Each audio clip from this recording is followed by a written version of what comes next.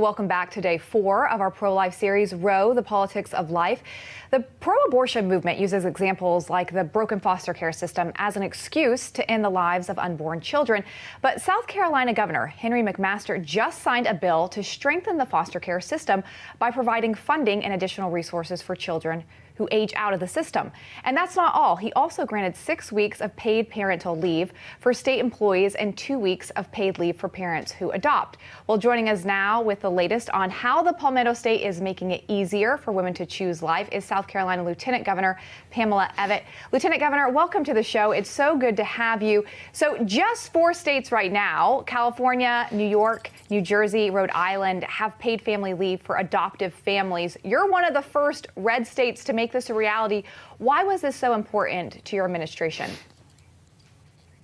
Well, because we have been fighting so hard in the pro-life movement. Passing the heartbeat bill last year, S1, was a huge victory here in South Carolina, and we want to make sure that we get rid of that terrible stereotype that if you're pro-life, you only care about children inside the womb. So here in South Carolina, we are pulling out all the stops, making sure we have enough paid time off for our state employees, and worrying about kids in our foster system. You know, we've heard over and over again, 18 is too young of an age to have kids on their own. We know that. Me as a mother, I know at 18, my children definitely weren't equipped to be on their own.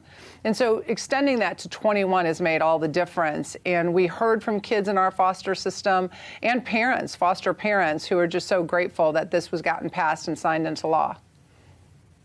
Talk to us about the paid family leave for adoptive parents. That's something that's actually really rare. I've heard parents who've adopted say, you know, I had to take time off out of my own PTO when I adopted. You don't get the normal paid family leave if you had your own child. So how important really is this? Well, it's very important. We want to encourage adoption here in South Carolina. We know that with Dobbs, if Roe v. Wade gets pushed back down to the states, we'll have a lot more babies in the system. And we want to make sure that we have a soft landing pad, and we want to make sure we have concrete solutions for parents who want to adopt. So what we did, the governor called together our faith-based community. So we work with Palmetto Family to put together a roundtable with DSS, with all stakeholders from around the state, so we could come together in one room to figure out, what do adoptive parents need? How can we help them? How can we get the costs of adoptions down? Because we want to make sure that once those babies are here, that we have parents that are ready and able to take care of them, and that we're giving them enough time to bond with their children and feel good about the whole process, just like parents who are having babies on their own are doing.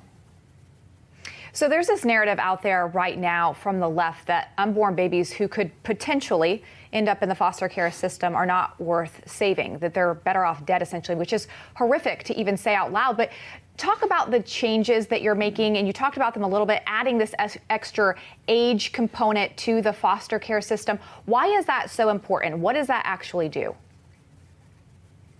So that gives those kids time to mature, time to get certifications, time to go to college, time to just get that time to mature up. You know, we had children that were aging out of the foster care system who had foster care parents who said, no, this home is your home. You can stay until you're ready to go out on your own. And what they said is that made all the difference. You know, we all were there at one time, whether you're in foster care or not. At 18, you think you're ready to take on the world, where in reality, we know you're not. We need to make sure we're giving them all the tools they have to be successful. And that's why we felt this was so important. 18 is just too young. Most kids are just graduating from high school at 18. And how do you find a job at 18 with no secondary education, with no certification, to be able to go out in the world and pay for rent? And we know now rent is going up and gas is going up. And so it's just not the right thing to do. We stand here in South Carolina to be very pro-life. And we want to make sure that we're pro-life, not just in the womb, as they like to say, but how do we take them all the way through and make sure we make successful adults out of them?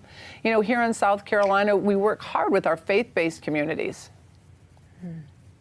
It's so good to hear it, and it's refreshing to see a red state doing this.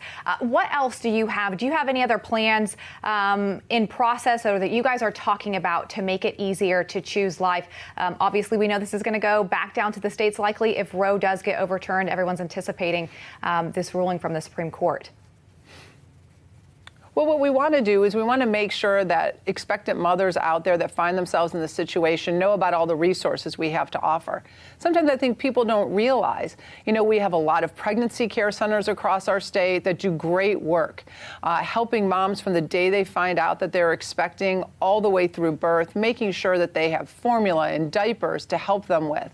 Most of our pregnancy centers work with single moms that may already have children and make sure that they not only take care of the children that's about to be born, but the children that those parents already have. Here in South Carolina, the Catholic Diocese has worked hard. They have a unwed mother home in the upstate. They've already had 5 babies that have been born in there. It's been active just about a year. We have nuns that help work in that home to give moms maybe moms whose families didn't support the fact that they were choosing life, gives them opportunity. They can stay there up to a year. They provide a very safe and healthy home, and they help them learn how to be good moms. So we are taking, as a whole, all of the resources we have in South Carolina. And like I said, we always feel that our faith-based community really fills the gap, and they are there ready to help and assist. They've been fighting this fight for a lot of years alongside Governor McMaster and myself and other legislators to make sure that we do all we can to protect life. Lieutenant Governor Pamela Evette, thanks for filling us in what South Carolina is doing to help women choose life. Appreciate your time this evening. Lindsay, thank you so much, and thanks for having me on, and love to talk more about what happens after we get a positive case turned around from the Supreme Court. Yeah, we'll look forward to having you back. Thanks so much.